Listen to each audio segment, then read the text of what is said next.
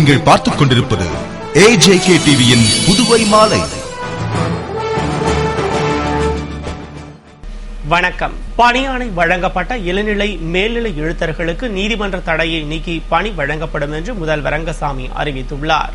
புதுவை அரசு பணியாளர் மற்றும் நிர்வாக சீர்திருத்த துறையில் காலியாக இருந்த இளநிலை எழுத்தர் பணியிடங்களுக்கு தேர்வு நடத்தப்பட்டு தேர்வு செய்யப்பட்ட 241 பேரில் 10 பேருக்கு பணி நியமன ஆணையை நேற்று முன்தினம் 24ஆம் தேதி முதல்வர் ரங்கசாமி வழங்கினார்.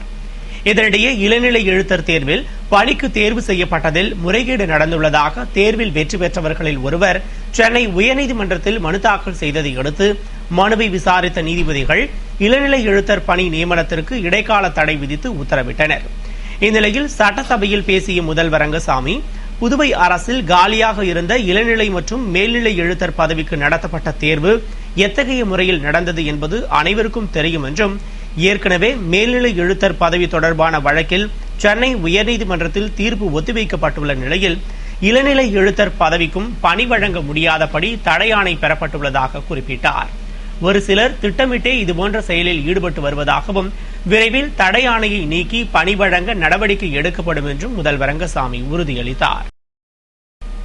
புதுவையில் 10ஆம் வகுப்பு பொதுத் தேர்வு நாளை 27ஆம் தேதி துவங்குகிறது.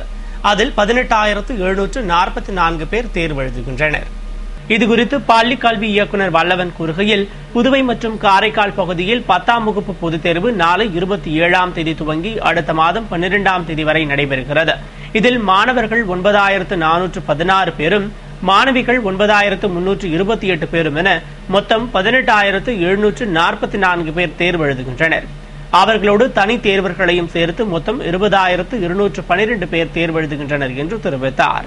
தொடர்ந்து புதுவையில் மட்டும் 215 மேல்நிலை மற்றும் உயர்நிலை பள்ளிகளைச் சேர்ந்த 7,957 மாணவர்களும் 7,749 மாணவிகளும் 1,219 தனி தேர்வர்களும் தேர்வு எழுதுகின்றனர். 34 மையங்களில் நடைபெறும் இத்தேர்வில் 846 தேர்வுக்கூட மேற்பார்வையாளர்கள் தேர்வு மையங்களில் நியமிக்கப்பட்டுள்ளனர். அது மட்டுமின்றி தேர்வில் முறைகேடுகளை தவிர்க்க முதன்மை கல்வி அதிகாரியின் மேற்பார்வையில் 7 பறக்கும் படை 42 உறுப்பினர்களை கொண்டு அமைக்கப்பட்டுள்ளது. அதுபோன்று காரைக்காலில் 52 பள்ளிகளைச் சேர்ந்த 3,038 மாணவர்கள் 13 மையங்களில் தேர்வு எழுதுகின்றனர் என்று கூறினார். புதுவை சட்டசபை 3வது நாள் கூட்டத்தில் காங்கிரஸ் மற்றும் என்ஆர் காங்கிரஸ் சட்டமன்ற உறுப்பினர்கள் வாக்குவாதத்தில் ஈடுபட்டதால் அவையில் கடும் அமளி நிலவியது. புதுவை சட்டசபை பட்ஜெட் கூட்டத்தொடர் கடந்த 18ஆம் தேதி துவங்கியது. அதில் 3ஆம் நாள் கூட்டமாக ஆளுநர் உரைக்கு நன்றி தெரிவிக்கும் தீர்மானம் நடைபெற்றது. அப்போது என்ஆர் காங்கிரஸ் சட்டமன்ற உறுப்பினர் அசோக் ஆனந்த், மத்திய அமைச்சர் நாராயணசாமி மாநில அரசையும் முதல்வரையும் பற்றி தவறாக விமர்சித்து பொய்யான தகவல்களை பேசியுள்ளதால் அது தொடர்பாக கவன ஈர்ப்பு தீர்மானத்தை ஏற்றுக்கொள்ள வேண்டும் என்று கேட்டுக் கொண்டார். அதற்கு சபாநாயகர் கவன ஈர்ப்பு தீர்மானம் இன்று ஏற்றுக்கொள்ளப்பட மாட்டாது என்று தெரிவித்தார். மேலும் அசோக் ஆனந்த் முதல்வர் ரவுடிகளை வைத்துக் கொண்டு போராட்டம் நடத்த தூண்டுவதாக பேசியதற்கு சபையில் கண்டனம் தெரிவிக்க வேண்டும் என்று கேட்டுக் கொண்டார்.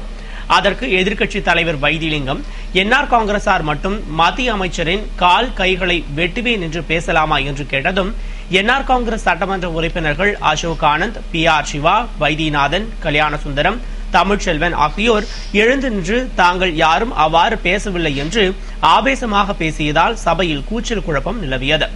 அதனைத் தொடர்ந்து வாக்குவாதம் நீடித்ததால் சபாநாயகர் சபாபதி, சட்டமன்ற உறுப்பினர்கள் மக்களுக்கு தேவையானதை மட்டுமே பேச வேண்டும், வெளியில் நடக்கும் சம்பவங்களை இங்கு பேசக்கூடாது என்று கடுமையாக கூறியதால் அனைவரும் அமர்ந்தனர். இதனால் சபையில் சுமார் 20 நிமிடம் கடும் அமளி நிலவியது. பங்குனி உத்திர திருவிழா புதுவையின் பல்வேறு முருகர் கோவில்களில் வெகு விமரிசையாக நடைபெற்றது.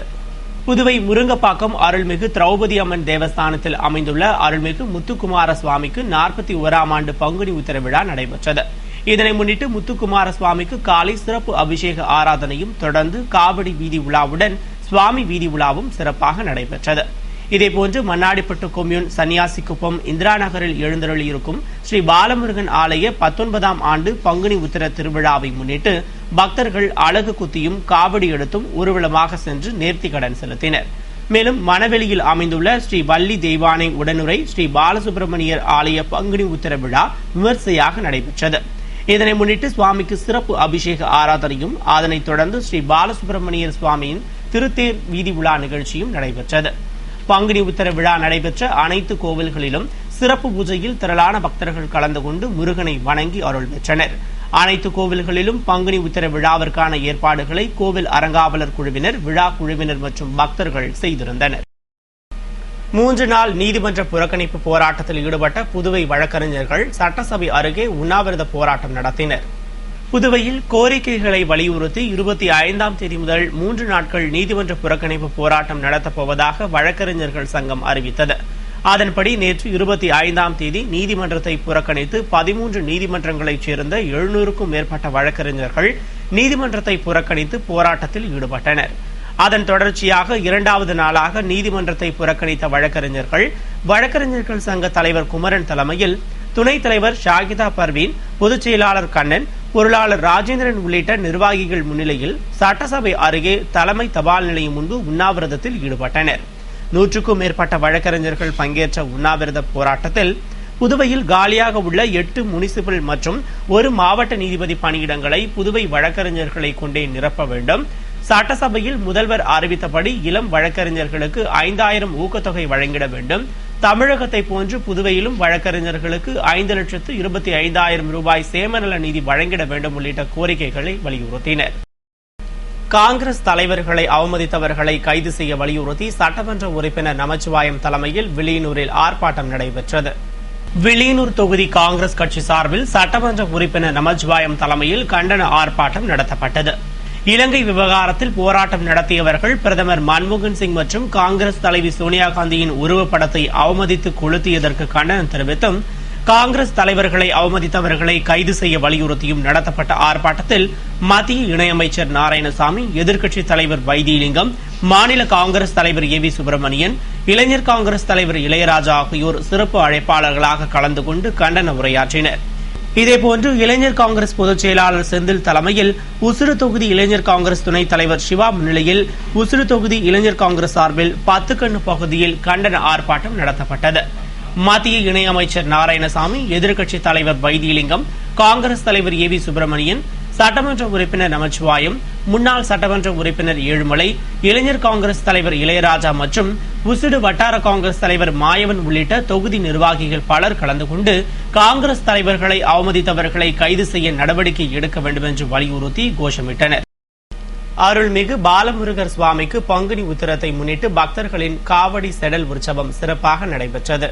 புதுவை வீராம்பட்டினம் ஸ்ரீ செங்கழுநீர் அம்மன் தேவஸ்தானத்தில் அமைந்துள்ள ஸ்ரீ வள்ளி தேவசேனா சமேத ஸ்ரீ சிவசுப்பிரமணிய சுவாமிக்கு பங்குனி உத்திர பால் காவடி விழா சிறப்பாக நடைபெற்றது. இதனை முன்னிட்டு ஸ்ரீ சிவசுப்பிரமணிய சுவாமிக்கு காலை சிறப்பு அபிஷேக ஆராதனை நடைபெற்றது. அதனைத் தொடர்ந்து பக்தர்கள் பால்குடம் மற்றும் பால் காவடி எடுத்து ஊர்வலமாக சென்று நேர்த்திக்கடன் செலுத்தினர். ஏராளமான பக்தர்கள் கலந்து கொண்ட விழாவிற்கான ஏற்பாடுகளை கோவில் அறங்காவல் குழுவினர் மற்றும் பஞ்சாயத்தார்கள் செய்திருந்தனர். இதேபோன்று அரியாங்குப்பம் சுப்பையா நகரில் எழுந்தருளியிருக்கும் அருள்மிகு ஸ்ரீ பாலமுருகன் ஆலய 11ஆம் ஆண்டு பங்குனி உத்திர காவடி பூஜை நடைபெற்றது. இதனை முன்னிட்டு நடைபெற்ற சிறப்பு பூஜையில் முன்னாள் சட்டமன்ற உறுப்பினர் அனந்தராமன் கலந்து கொண்டு சுவாமி தரிசனம் செய்தார். விழாவில் பக்தர்கள் அலகு குத்தியும் காவடி எடுத்தும் சென்ற ஊர்வலத்தில் தேர் வீதி உலாவும் நடைபெற்றது. ஏராளமான பக்தர்கள் விழாவில் கலந்து கொண்டனர். விழாவிற்கான ஏற்பாடுகளை அறங்காவல் குழுவினர் மற்றும் சுப்பையா நகர் ஊர் பொதுமக்கள் செய்திருந்தனர். மேலும் கிருமாம்பாக்கம் பிள்ளையார்குப்பத்தில் அமைந்துள்ள ஸ்ரீ சிவசுப்பிரமணிய சுவாமி கோவிலின் பங்குனி உத்திர திருவிழாவை முன்னிட்டு செடல் உற்சவம் நடைபெற்றது. இதனை முன்னிட்டு சுவாமிக்கு சிறப்பு அபிஷேக ஆராதனையும், அதனைத் தொடர்ந்து பக்தர்கள் உடலில் அலகு குத்தி கார், வேன், லாரி போன்ற வாகனங்களை இழுத்து நேர்த்திக்கடன் செலுத்தினர். திரளான பக்தர்கள் செடல் உற்சவத்தில் கலந்து கொண்டு முருகன் அருள் பெற்றனர்.